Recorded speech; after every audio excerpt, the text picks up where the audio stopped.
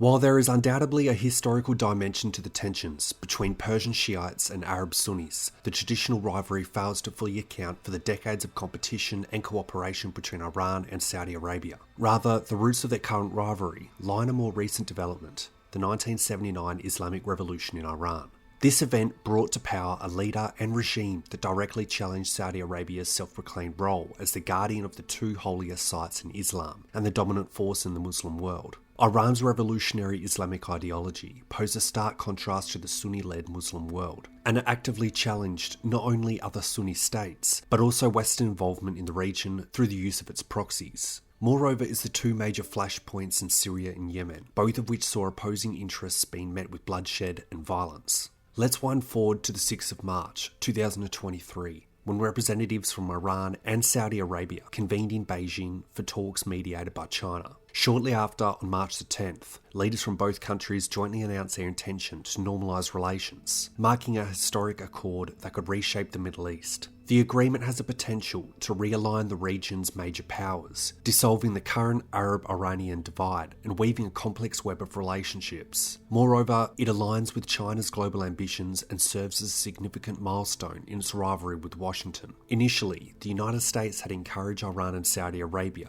to hold discussions in 2021 to ease tensions, progress nuclear negotiations, and resolve the Yemen conflict. Following 5 rounds of direct talks and continued informal conversations, US President Joe Biden visited Saudi Arabia in July 2022 and encouraged the Gulf Cooperation Council, consisting of Bahrain, Kuwait, Oman, Qatar, Saudi Arabia, and the United Arab Emirates, to team up with Israel to contain Iran. However, the Saudi government opted to seek China's involvement, believing that President Xi Jinping would be better suited to mediate between them and Tehran. The Saudis were convinced that involving China would guarantee a lasting deal, as Iran would be unwilling to jeopardise its relationship with Beijing by violating it. President Xi discussed the matter with Saudi Crown Prince MBS during his visit to Riyadh in December 2022, followed by a meeting with Iranian President Raisi in Beijing in February 2023. The subsequent intense discussions between Iran and Saudi Arabia led to a reconciliation and normalisation of relations. Xi's intervention proved critical, since both countries had strong political and economic ties with China, and he was a trusted mediator between them. Once fully implemented, the agreement would re-establish a close alignment between Tehran and Riyadh, marking a significant development after diplomatic relations between the two countries were severed in 2016 due to attack on a Saudi embassy in Tehran.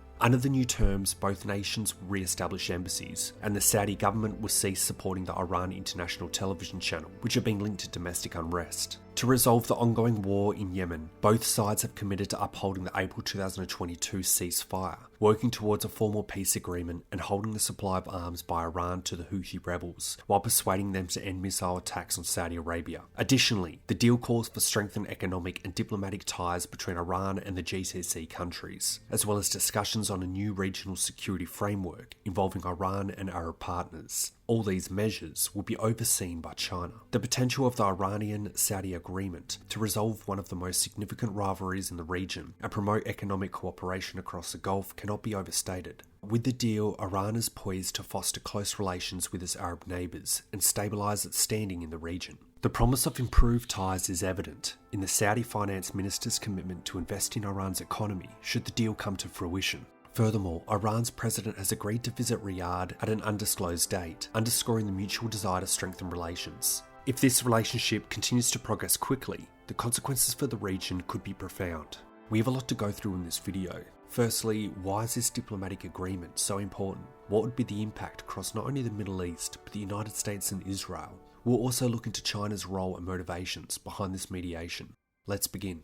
The latest diplomatic efforts have the potential to disrupt the geopolitical landscape, not just in the Middle East, but also beyond. This is because the engagement aims to bridge the divide between Saudi Arabia, an ally of the United States, and Iran, a historical adversary that Washington and its associates perceive as a danger to global security and a cause for instability worldwide. The agreement paves the way for Saudi Arabia and Iran to reopen their embassies and diplomatic missions within the coming 2 months. It also revives accords on security cooperation and trade and investment. If the new cooperation is successfully established, Saudi Arabia stands to benefit greatly. The agreement has the potential to reduce tensions that have fueled wars, media disputes, and airborne attacks across the Arabian Peninsula. MBS is keen to address the conflicts that have drained the Saudi government's finances, tarnished its reputation, and discouraged potential investors. This has become a major priority for him as he transforms the traditional Islamic kingdom's economy and society with the aim of making it a global centre for commerce and culture.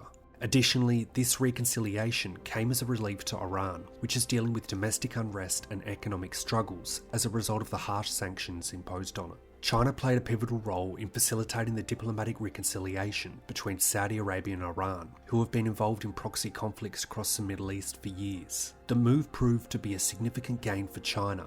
A group of policy experts based in Washington have depicted the Chinese role in the Middle East as a threat to the declining dominance of the United States. In fact, a number of officials from the Gulf Arab nations have asserted that they cannot depend on the US anymore to ensure their safety and must seek their own solutions, while China stands prepared to provide weaponry, technology, and investments without any conditions. It remains unclear whether this development will mark a significant turning point or just be another fleeting event in the complex web of the Middle East. Drawing conclusions at this early stage is premature. However, it is important to consider the uncomfortable truth that China's diplomatic efforts may have put the Biden administration at a disadvantage in the region. China's recent deal has significant implications within and beyond the Arab world. The bilateral partners stand to benefit the most from the deal. For instance, Saudi Arabia can expect relief from the incessant Houthi drone attacks on its oil establishments, including Aramco.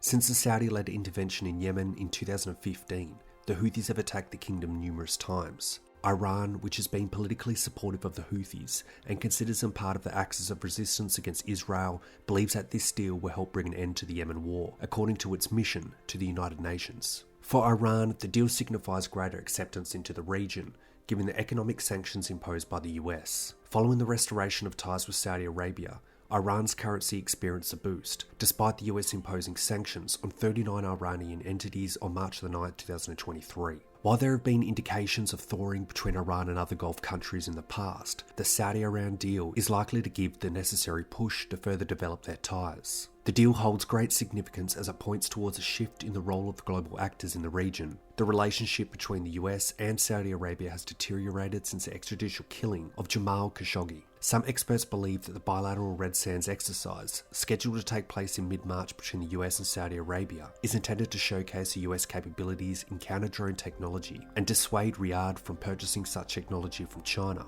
Previously, Russia was seen as the only power capable of replacing the US role as an external actor in the region, but the Saudi-Iran deal has positioned China as a crucial political player. It is worth noting that the announcement of the deal came shortly after Xi Jinping secured his third term as China's president. The implications of the deal are significant for other countries in the region, particularly in relation to the instability in Yemen and Syria. The restoration of diplomatic ties between Saudi Arabia and Iran has the potential to positively impact the conflict in Yemen, as both countries have been providing covert support to different sides of the conflict. Additionally, the deal could expedite Syria's acceptance into the Arab League. Despite being isolated in the aftermath of the decade-long crisis, Syria has shown signs of recovery following an earthquake, with Arab leaders expressing a willingness to establish diplomatic offices in Damascus. While Egypt's foreign minister visited Damascus in February 23, Saudi Arabia has not yet expressed support for Syria's re-entry into the Arab League. However, with recent deals in place, there is a hope that Saudi Arabia may shift its stance, given the historic ties between Iran and Syria and Tehran's support for the Assad government alongside Moscow since the beginning of the crisis. Several countries, international organisations and non-state actors have expressed their support for the agreement. The United Nations, Oman, the UAE, Qatar,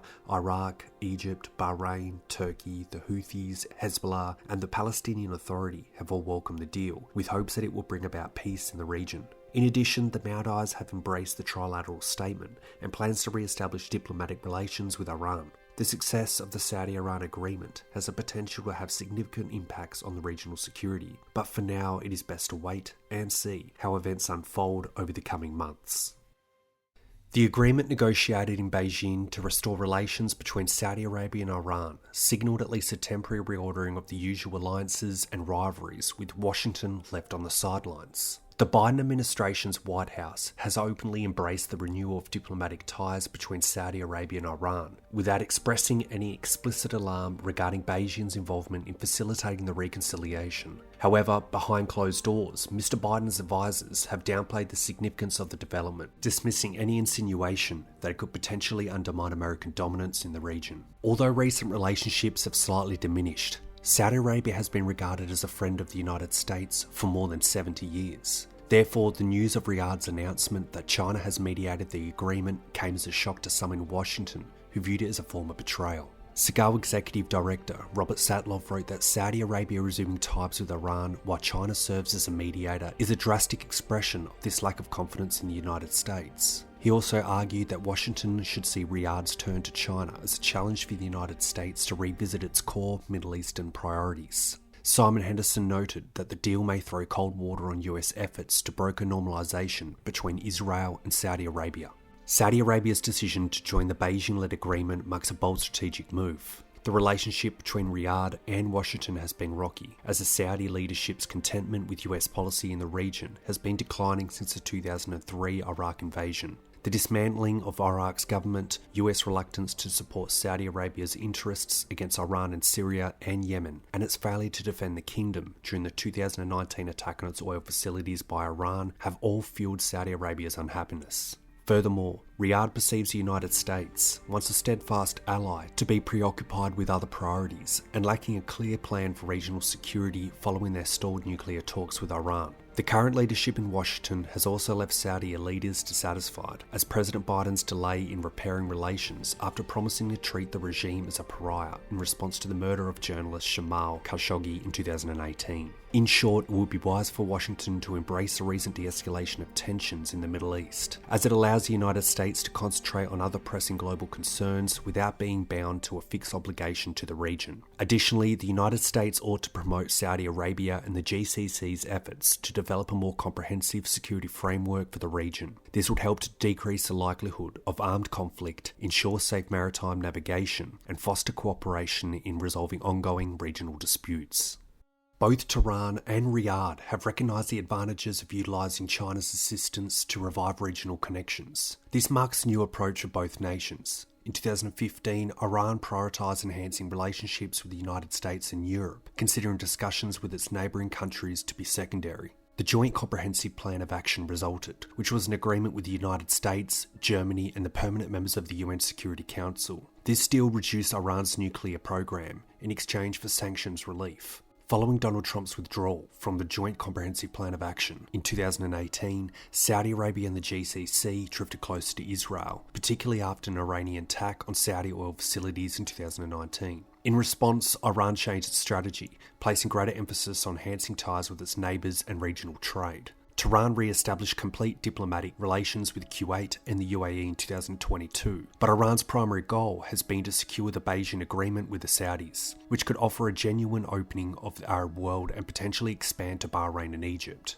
Beijing in the past has been cautious not to involve itself in the Middle East affairs. However, due to its growing economic interests in the region, China has had to take on more of a diplomatic role. The Middle East holds significant importance for China's Belt and Road Initiative, and the Chinese government has had to ensure that its investments in the Saudi Arabian energy sector remain secure from potential Houthi missile attacks. China has also been expanding its economic presence in the region, and is keen on supporting Moscow's proposal to establish a transit corridor through Iran, which will allow Russian trade to access global markets without relying on the Suez Canal. Furthermore, constructing this corridor would provide China with an alternate route that bypasses the Strait of Malacca, an area where the United States and its allies have a strong military presence. Beijing is now gearing up to challenge Washington's influence in the Middle East in order to advance its strategic interests. The alignment of China, Iran, and Saudi Arabia's broader strategic interests indicates that China's diplomatic triumphs are likely to establish a new geopolitical reality in the Middle East. This shift poses a significant challenge to the United States. The previous strategy of urging its Arab allies to disengage from China and support the US in opposing Iran is now obsolete.